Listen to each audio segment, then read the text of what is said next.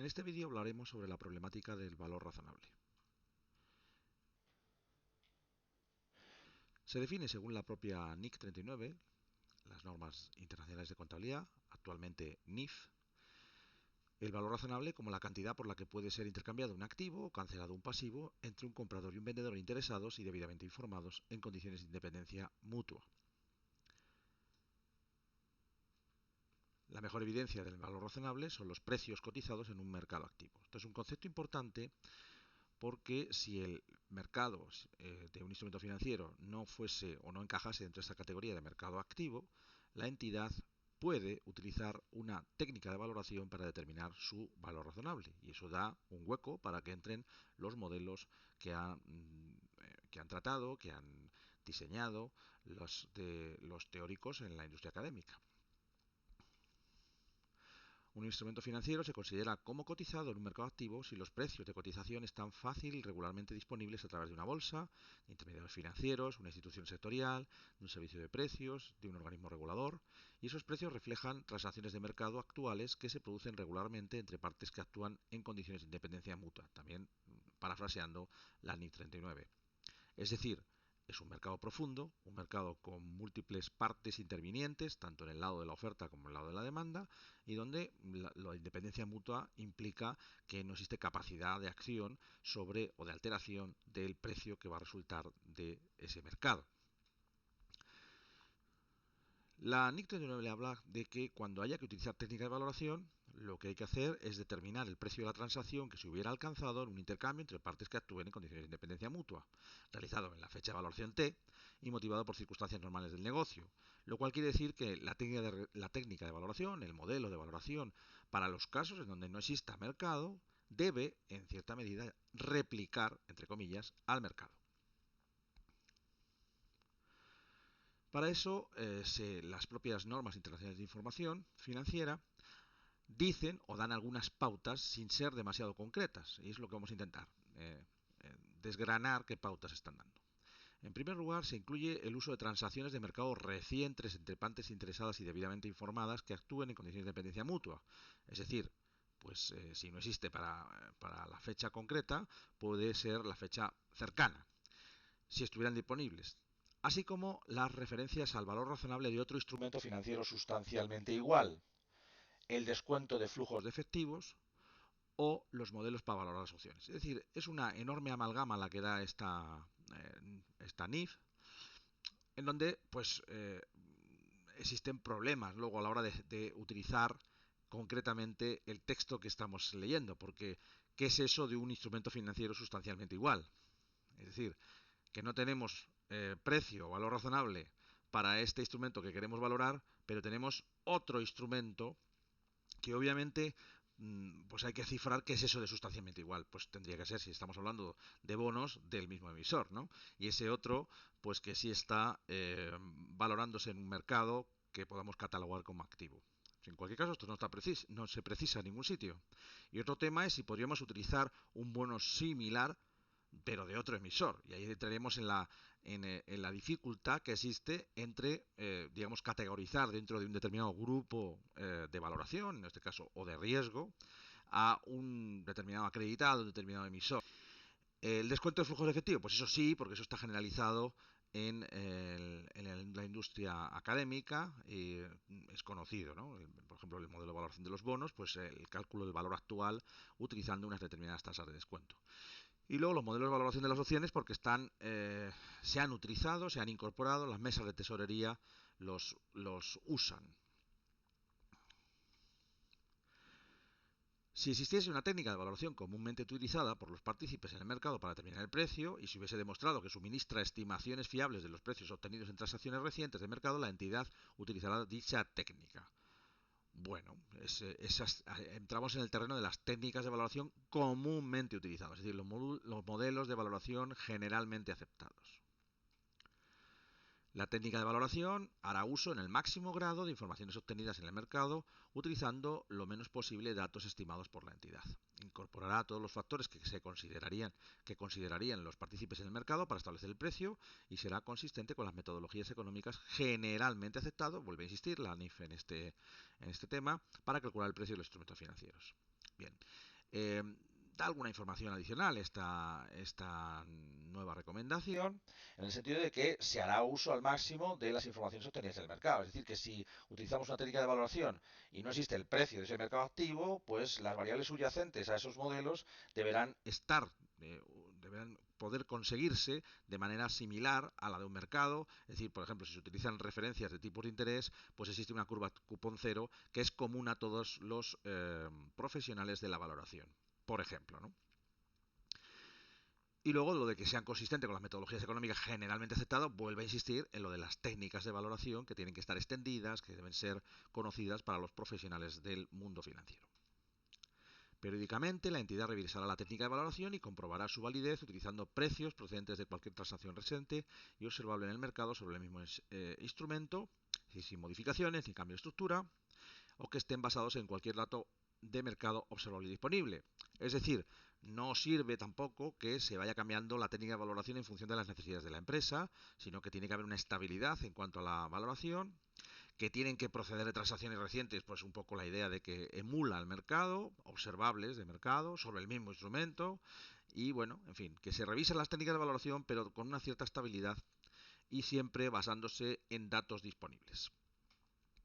El valor razonable de un instrumento financiero en el momento del reconocimiento inicial es normalmente el precio de la transacción, es decir, el valor razonable de la contraprestación pagada o recibida.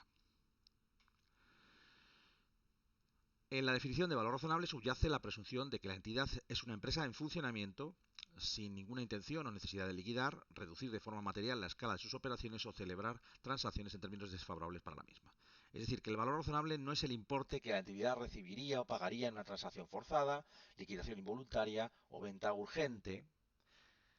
Sin embargo, el valor razonable refleja la calidad crediticia del instrumento. O sea, dice varias cosas. En primer lugar, que como son precios de mercado, pues no puede ser un precio que se haya fijado en una transacción donde haya necesidad de venta, donde se han tirado los precios por parte de alguna de las partes que intervienen en el contrato. Y la segunda parte de la parte que viene abajo es que el valor razonable refleja la calidad crediticia. Bueno, pues además te dice que la técnica de valoración, además de incorporar variables relativas a la actualización de flujos, pues tendrán en cuenta, por ejemplo, en un bono la prima de riesgo, es un poco lo que está diciendo, ¿no? En el sentido de que un instrumento financiero en el que exista una posibilidad de impago debe valer menos que un instrumento financiero en donde se considere al emisor libre de riesgo o al que tiene que desembolsar una liquidación. El valor razonable se define en términos de precio que acordaría un comprador y un vendedor, ambos debidamente informados, en una transacción realizada en condición de independencia mutua. Bueno, está repitiendo un poco la misma idea de transparencias anteriores. Es decir, el objetivo de determinar el valor razonable de un instrumento financiero que se negocia en el mercado activo es obtener el precio al cual se produciría la transacción con ese instrumento en fecha de balance, sin modificar o reorganizar de diferente forma el instrumento en cuestión dentro de un mercado activo más ventajoso. De nuevo, la idea de que el valor razonable refleja o el precio del mercado activo o el que se fija mediante una técnica de valoración que es capaz de replicar ese mercado activo. No obstante, la entidad ajustará el precio de mercado más ventajoso para reflejar cualquier diferencia en el riesgo de crédito de la contraparte entre los instrumentos habitualmente negociados y aquel que está siendo valorado. La existencia de cotizaciones de precios publicados en el mercado activo es la mejor evidencia de valor razonable y cuando existen se utilizan para valorar el activo pasivo financiero. La segunda parte es evidente, la primera se vuelve a referir a que si existe riesgo de crédito hay que incorporarlo en las cuando dice contrapartes, que también afecta esto a los derivados, habría que incorporarlo en la valoración. El precio de mercado cotizado adecuado para un activo comprado o pasivo a emitir es el precio comprador, es decir, el precio de oferta u ofrecido por el comprador actual. Y para un activo a comprar o un pasivo emitido es el precio vendedor. Bueno, aquí de nuevo recomendaciones que en muchos casos no son realmente relevantes, ¿no? Porque lo que hay que fijar es una estabilidad en cuanto a qué tipo de variables alimentan la técnica de valoración. Y una vez está registrado que debería haber un manual de valoración, eso es lo que hay que recoger, si son precios de cierre y qué precio concretamente. Cuando los precios comprador y vendedor actuales no están disponibles, el precio de la transacción más reciente suministra evidencia de valor razonable actual, siempre que no haya habido un cambio significativo en las circunstancias económicas del momento de la transacción. Bueno, está dando la idea de que no tiene por qué ser el precio del día, ¿no? Si las condiciones han cambiado desde el momento de la transacción, el valor razonable reflejará ese cambio en las condiciones de referencia a precios o tipos actuales cotizadas para instrumentos financieros similares. ¿ok? Un cambio en el tipo de interés, libre de riesgo posterior al precio cotizado más reciente de un bono empresarial. Bueno, está diciendo que si estamos en una técnica de valoración y cambian los subyacentes, va a cambiar el valor también. Esto no haría falta que lo precisase tanto porque es algo evidente. De manera similar, si una entidad puede demostrar que el precio de la transacción última no es el valor razonable, por ejemplo, porque refleja una transacción forzada, pues se ajustará a ese precio. Entonces, bueno, porque podría ser utilizada una técnica de valoración. Si lo que cotiza es un tipo de interés, en lugar de un precio, en un mercado activo, la entidad utilizará el tipo cotizado de mercado como un factor a introducir la técnica de valoración para determinar valor razonable.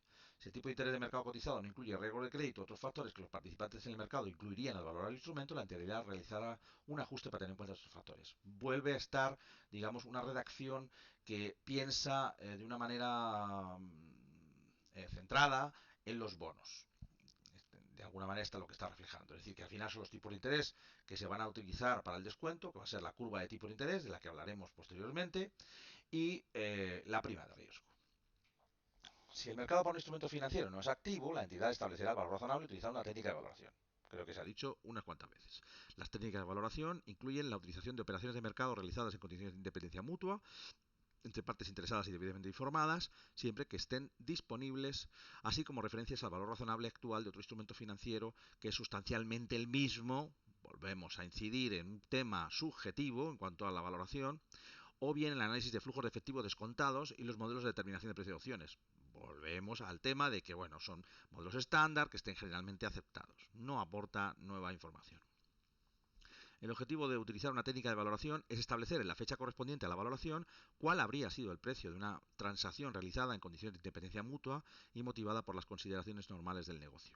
El valor razonable se estima sobre la base de los resultados proporcionados por alguna técnica de valoración que utilice en la mayor medida posible datos procedentes del mercado y minimice los datos aportados por la entidad. Bueno, aunque vuelve a repetir, porque en realidad está repitiendo, la técnica de valoración tiene que incorporar variables subyacentes que sí tienen mercado. Si estamos hablando de nuevo en la idea de, por ejemplo, los bonos, de esa curva de tipos cupón cero, y que obviamente no pueden ser los datos construidos por la propia entidad.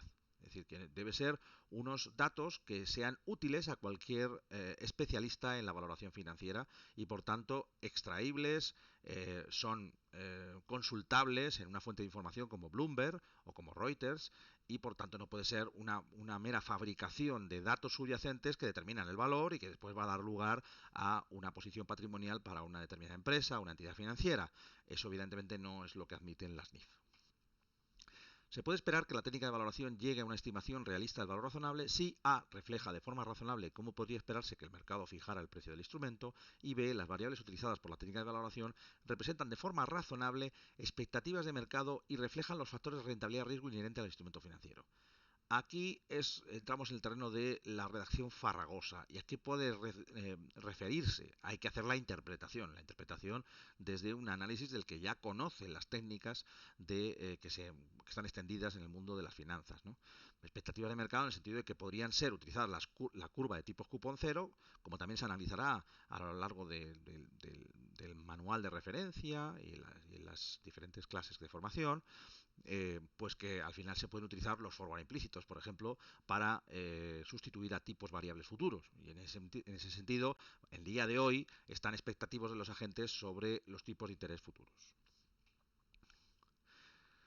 Resumen de los requisitos de las técnicas de valoración. Incorporará todos los factores que los participantes del mercado considerarían al establecer un precio. Será coherente con las metodologías económicas aceptadas. De forma periódica, la entidad calibrará la técnica de valoración, examinará su validez, que ya está dicho todo ello.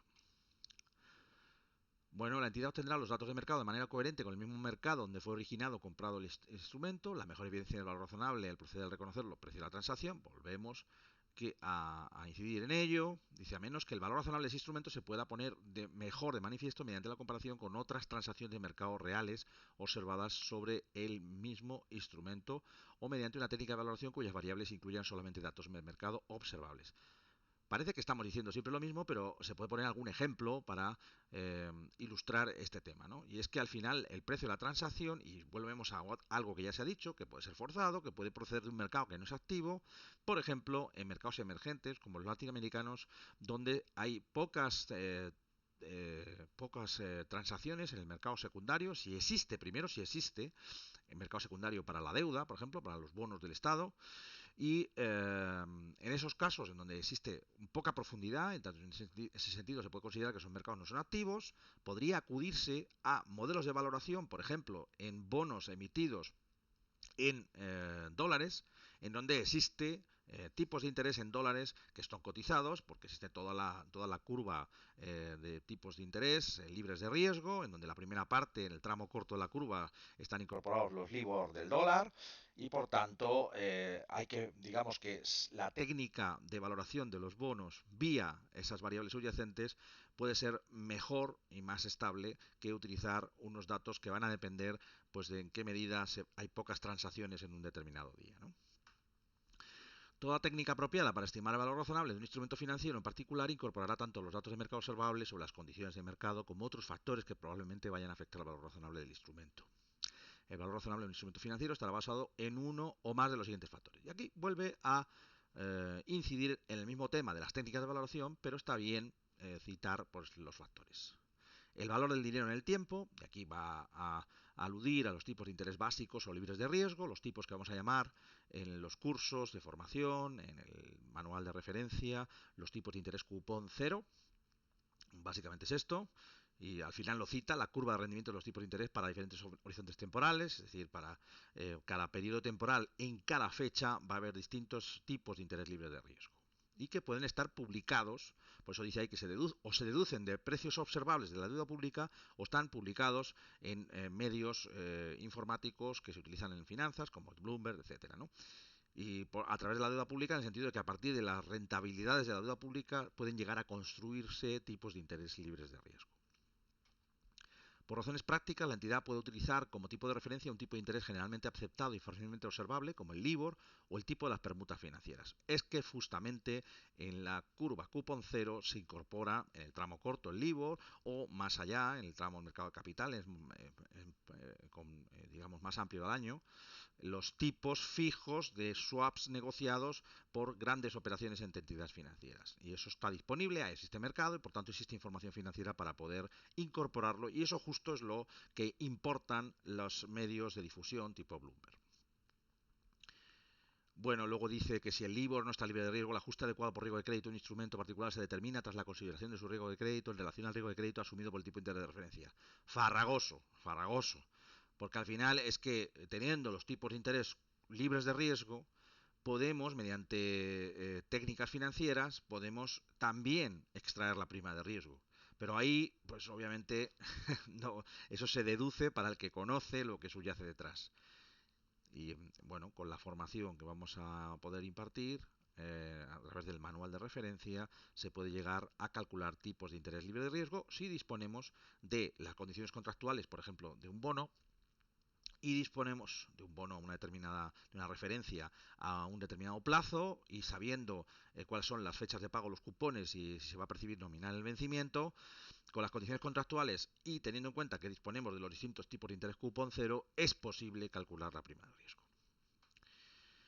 En algunos países los bonos de la administración pública pueden tener un riesgo de crédito significativo y por ello pueden no suministrar un tipo de interés básico de referencia para instrumentos denominados en esa divisa. En esos países puede haber entidades con una mejor posición crediticia, un tipo de interés de captación inferior que la administración pública central. En tal caso, los tipos de interés básicos pueden terminarse de manera más apropiada por esos tipos de interés para los bonos empresariales con mejor calificación crediticia. Bueno, da una idea, emitidos en la misma divisa. Da una idea de que probablemente en algunos mercados, justamente por su escasa profundidad, puede haber deuda privada, bonos corporativos que se negocien con más profundidad que los otros y se consideren que hay mejor posición crediticia. En el caso español, por ejemplo, pues las cédulas hipotecarias en los años 80 pues gozaban de una TIR menor que incluso la deuda pública, ¿no?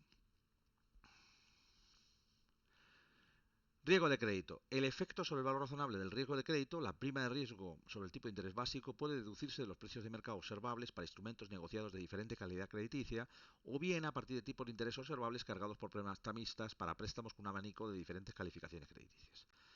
De nuevo, algo farragoso, en el sentido de que, ¿y esto cómo se traduce luego en la práctica en el cálculo de la prima de riesgo? Como he dicho anteriormente, lo vamos a poder conocer. tipos de cambio, pues bueno, cuando existen mercados activos está claro para las divisas y es un mercado muy negociado, los precios cotizados diariamente y para las materias primas pues lo mismo, cuando existen esos mercados. Para las acciones pues también depende de que que sean fácilmente observables, que haya bolsas, porque lo de que pueden utilizarse técnicas basadas en el valor actual para estimar el precio actual de mercado de los instrumentos de patrimonio para los que no existan precios observables, ahí es cuando ya no estamos en el terreno de los instrumentos de deuda, porque aquí nos encontramos con el problema, aunque dice ahí que se pueden utilizar, y bueno, pues aquí va a haber todo el problema, ¿no? De cómo cifrar cuáles son los flujos futuros que se derivan de una determinada actividad empresarial, porque ahí está la clave, ¿eh? Mientras que en un bono los flujos futuros están determinados contractualmente claramente desde la emisión, en un instrumento de capital como las acciones, saber cuál va a ser los dividendos futuros, saber cuál va a ser la evolución de las ventas, depende de la técnica de valoración que se quiera utilizar, ¿no? Pues es justamente el gran problema. Y no tanto la técnica para traer a valor actual esos flujos futuros. Justamente existe una enorme variabilidad entre la valoración que puede hacer un agente profesional de la valoración de empresas y de otro agente. Ahí las divergencias eran enormes y cuando hay muchas divergencias, pues eso dice de que la técnica de valoración tiene muchos problemas, ¿no? Bueno, volatilidad, la magnitud de los futuros cambios en el precio del instrumento financiero, la medición de volatilidad de los elementos negociados activamente puede ser estimada de manera razonable a partir de serie de datos históricos o bien utilizando volatilidades implícitas en los precios de mercado actuales. Todo esto es una variable relevante en la parte de las opciones. Ahí es necesario incorporar al modelo de valoración de Black-Scholes las volatilidades. Entonces, o tenemos otras opciones en donde implícitamente podemos obtener a partir del precio de las opciones las volatilidades, o bien tenemos que estimar, cuando dice ahí de manera razonable, a partir de una serie de datos históricos, a partir de las rentabilidades de las acciones, por ejemplo, una estimación de la volatilidad al plazo de la opción.